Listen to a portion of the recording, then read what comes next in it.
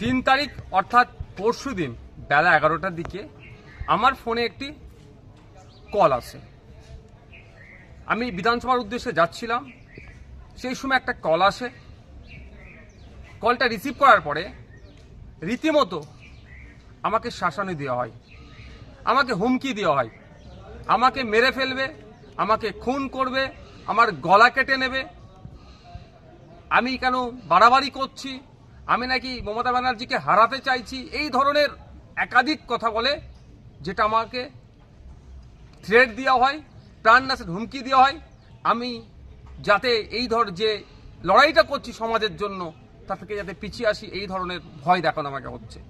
আমি এই বিষয়টা নিয়ে কনসার্ন ডিপার্টমেন্টাল যারা আধিকারিক আছেন তাদের কাছে চিঠি করেছি, তাদেরকে জানিয়েছি এফআইআর হিসাবে ট্রিট করার জন্য, নাম্বারটা দিয়েছি, কোন অ্যাড্রেস কোথা থেকে বলেছে সেইগুলো প্রোভাইড করেছি।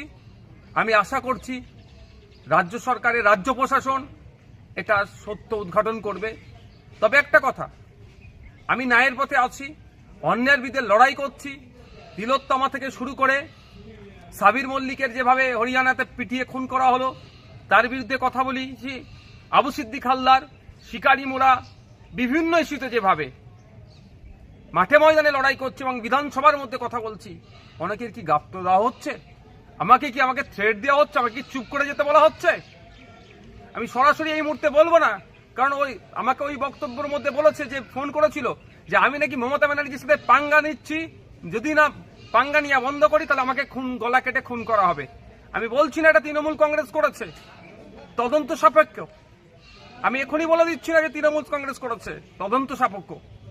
তারপরেও বলছি বিচার ব্যবস্থা আছে, আমি প্রশাসনকে জানিয়েছি সত্য উদ্ঘাটন করুক, এর পেছনে কি ষড়যন্ত্র আছে, কি রহস্য আছে, কার বা কাদের কথা শুনে আমাকে এই ধরনের ফোন করে সরাসরি আমার গলা কেটে নেবে, আমাকে খুন করবে, আমাকে হত্যা করবে করে বলার সাহস হচ্ছে।